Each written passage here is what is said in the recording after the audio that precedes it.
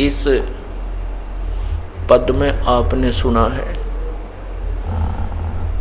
कि जिन्होंने परमात्मा की तड़फ लगी उन्होंने फिर मुड़ के पीछे नहीं देखा। कहते हैं एक वाजिद नाम के मुसलमान बादशाह थे। वो अपने राजधानी से दूसरे शहर को जा रहे थे, अपने ही राज्य में। तो उसमें राजा के साथ अंगरक्षक और रास्ते में फिर उनका खाना पीने का सामान ऊँटों के ऊपर ले जा रहे थे, क्योंकि राजस्थान मरुस्थल क्षेत्र के अंदर से ज़्यादातर उसमें जो यातायात के साधन ऊँट ही होते थे। लंबा काफिला जा रहा था। आगे से एक भीड़ी तंग रास्ते से गुजर रहे थे। लंबा काफिला था।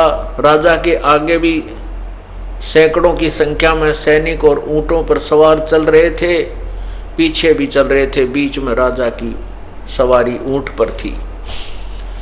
आगे जाकर के उस तंग रास्ते में एक एक ऊँट गुजर सकता था, ऐसा पहाड़ों के बीच से रास्ता जा रहा था। उसी तंग रास्ते के अंदर एक ऊँट की मृत्यु होगी और वो ऊँट बीच में गिर गया, रास्ता जाम हो गया, राजा का काफिला रुक गया। अब बादशाह ने कहा कि मेरा काफिला मेरी आज्ञा के बिना क्यों रोका गया, इसका कारण बताओ।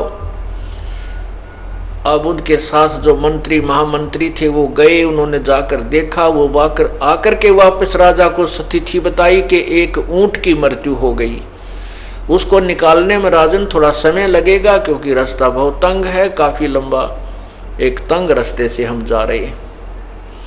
राजा कहने लगा उस ऊँट को मेरे पास लाओ, वो क्यों मर गया मेरी आज्ञा के बिना। अब वो नौजवान राजा बना था, उसके हुक्म में सारे जो है ना राजा वो क्या नाम है सैनिक महामंत्री नु नाचा करते। तो उसने नो सोच रखा था सारा कुछ तेरी आज्ञा तो हो रहा है। तो उसने कहा कि मेरी आज्ञा के बिना ये ऊँट कैसे मर गया, उसको मेरे पास लाओ, बुलाकर उठाकर लाओ। तो सैनिकों ने मंत्रियों ने आज्ञा का पालन किया, उस ऊँट को घसीट के उठा के राजा के पास ला छोड़ा। राजा ने कहा कि ये कहाँ से मरा, दिखाओ। कान भी नो के नू, आँख भी ठीक है, मुंह भी पूरा है, हाथ टांग भी इसके ठीक है, ये मरा कैसे, कहाँ से मर गया। तब उनको समझाया विद्वान पुरुषों ने कि राजन जब तक इस प्राणी के श्वास हैं तभी तक ये शरीर में रहता है, चाहे राजा है, चाहे रंक है, मनुष्य या कोई अन्य पशु पक्षी है। इसके श्वास इतने ही थे, इसका जीवन इतना ही था ऊँट का, अब आगे इसका जीवन नहीं था, परमात्मा ने इसके प्राण ले लिए। तो वाजिद ने कहा कि क्या हम भी मरेंगे।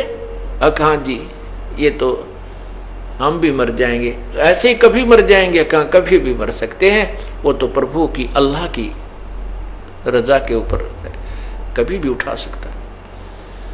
तो बहुत एकदम उसको धक्का सा लगा। फिर यो क्या कहा जीवन भाई, आज मेरे ठाठ हैं और मैं अभी मर जाऊं तो मेरा क्या क्या है यहाँ पर। कहते हैं एक के चोट से धारिया जिन मिलन दाचा। उसी समय वापस आ गया कि चलो वापस, सारे काफिले को वापस लेके घर आ गया और अपनी पत्नियों से कह दिया कि अब हम चले यहाँ से।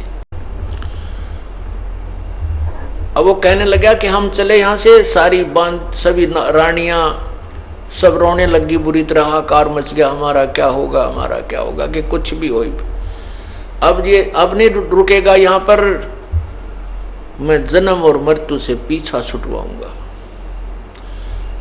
बुरी तरह रो रहा सारा परिवार त्याग कर चल पड़ता है। अभी आपने सुना बाजिद कहे उठाओ ऊंट को, लोग कहें ये मुआ, ये मर चुका है। उठन वाली चीज रही नहीं, गया उड़ सलानी सुआ।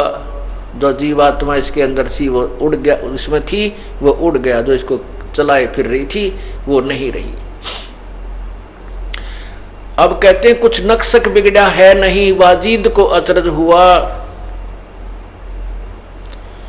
जिन करया अचंबा गोर है, तजा राज काल से डर के, तजा राज काल से डर के, तजा राज काल से डर के।